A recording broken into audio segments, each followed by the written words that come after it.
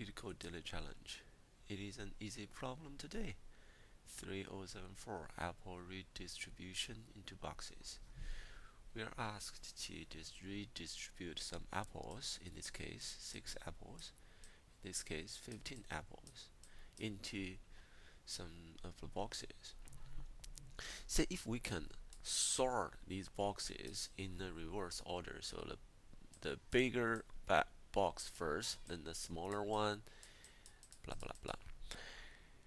If one of the boxes is big enough, say if we can fit 6, then we just put all these 6 apples into this one single box, then stop the looping.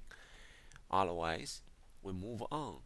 Say it's not big enough, let's put 5 here, and has to be some here.